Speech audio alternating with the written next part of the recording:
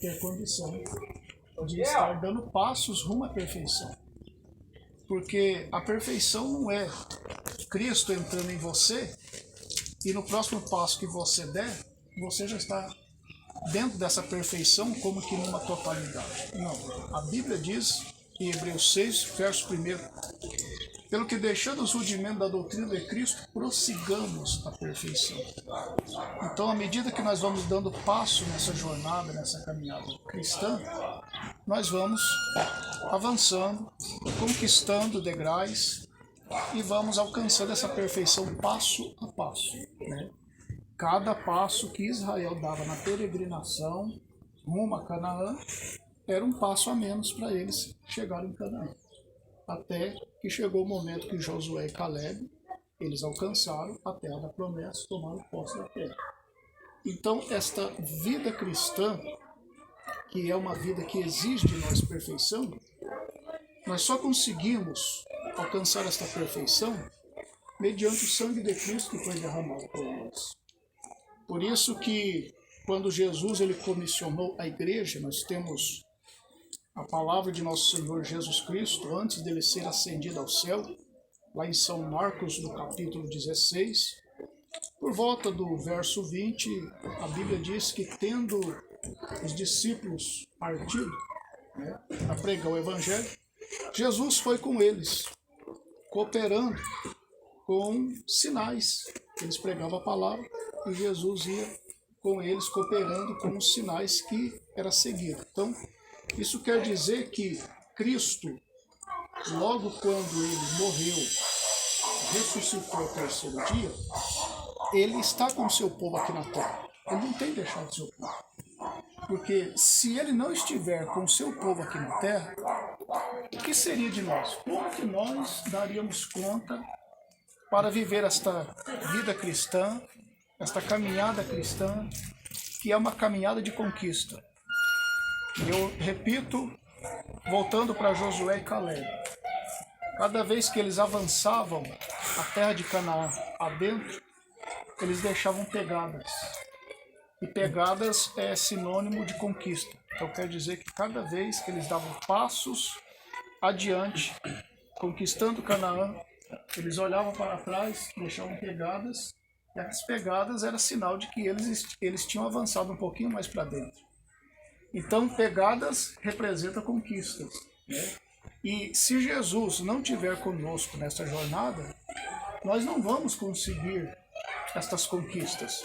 Por isso que em Mateus 28, por volta do verso 20, né, Jesus diz, eis que estou convosco todos os dias até a consumação do século. O que seria esta consumação do século?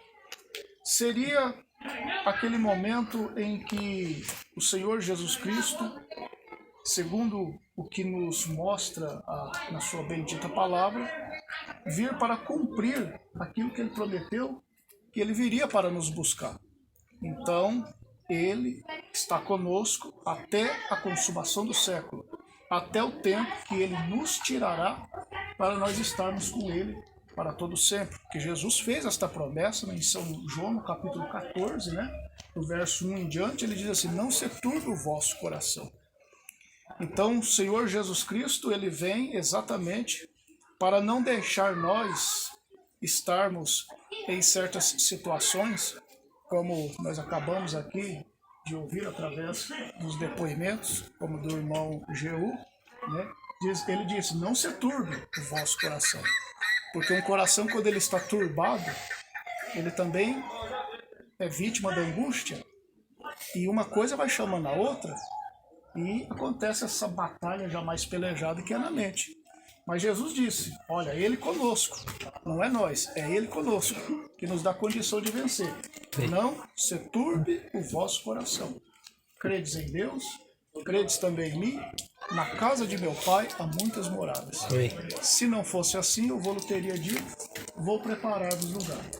E se eu for e vos preparar lugar, virei outra vez e vos levarei para mim mesmo. Esta é a promessa dele, de que ele virá na segunda vinda, e é uma promessa que nós temos nas Escrituras Sagradas, ele virá na sua segunda vinda e vai nos levar para nós estarmos com Ele. Amém. Não é por um período de tempo somente, não. Isto é para todo sempre. Ele prometeu, sabemos que Ele é fiel para cumprir com a sua promessa. Jeremias 1, verso 12, a Bíblia diz: eu velo sobre a minha palavra para a cumprir.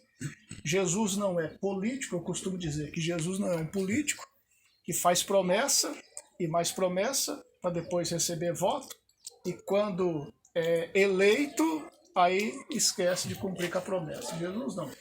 Jesus, ele, para começar, não é político.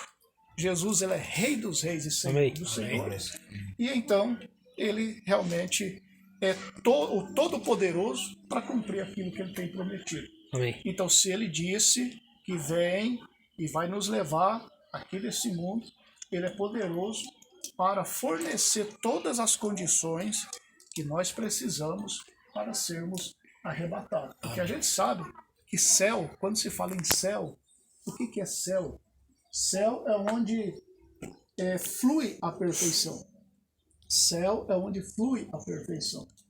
Quando um foi achado imperfeito lá, ele foi expulso, que é aquela batalha que nós temos em Apocalipse 12, o verso 7. Houve batalha no céu. Por quê? Por que houve guerra no céu? Porque um personagem lá teve iniquidade no seu coração. Ele se sentiu orgulhoso, então ele não podia ficar lá. Então teve que ter uma guerra lá. Miguel e seus anjos batalharam contra ele, lançaram ele aqui na terra. Aí a imperfeição desse ser começou a passar sobre essa terra em seres humanos. Por isso que você vê as pessoas aí sendo vitimadas do pecado. As pessoas acham que é divertimento estar colocando um cigarro na boca, acham que é divertimento estar bebendo bebida alcoólica, consumindo drogas, acham que é divertimento. É um divertimento em um certo sentido, até que aquela droga ou aquele álcool esteja ali no corpo produzindo efeito. Mas depois que aquilo passa, volta todo o problema de novo. Então a gente vê que este ser que foi deformado, foi expulso do céu para a terra, continua com a sua obra aqui na terra, mas mesmo assim, esse mundo sendo chamado de um Éden satânico, porque é um jardim do diabo, Deus, neste Éden satânico, ele tem os seus eleitos, ele tem os seus predestinados, e Deus tem fornecido todos os recursos que é necessário para que os seus eleitos, a partir do momento que é identificado com os recursos de Deus, então inicia-se um processo de perfeição mediante a aceitação de cada um daquele recurso que ele forneceu, que é o sangue dele lá no Calvário. Então, quando nós aceitamos o sacrifício de nosso Senhor e Salvador Jesus Cristo, o sangue dele derramado no Calvário, nós estamos entrando em um processo de perfeição, de santificação, porque entra 3 etapas fundamentais: justificação, santificação, batismo do Espírito Santo. O que é a justificação? A justificação é quando a pessoa se arrepende, abrindo seu coração para o Senhor Jesus Cristo fazer uma obra interna nela, tirando ela lá do meio da lama, da podridão, da imundícia. O fato dela tomar uma decisão de querer servir a Cristo, ser tirada de lá, isso é justificação. Aí vai o outro processo, que é a santificação, que seria como a gente pegar um copo que está tudo sujo, leva ele debaixo da torneira, começa a lavar e de repente ele fica limpinho. Isso é obra do sangue de nosso Senhor Jesus Cristo. O sangue de Jesus Cristo nos purifica de todo o pecado. Isso é santificação. Preparando para a terceira etapa, o terceiro estágio, que é o batismo do Espírito Santo. Por isso que a Bíblia diz em Efésios, no capítulo 1, no verso 13 em diante: em quem também vós estáis, que é em Cristo, que Paulo está dizendo. Depois que ouvistes a palavra da verdade, que é esta palavra que está sendo pregada, que sai desta Bíblia, que é a palavra de Deus. Tendo ouvido a palavra da verdade, o evangelho da vossa salvação, e tendo nele também crido, aí o que vem? Vem o selo.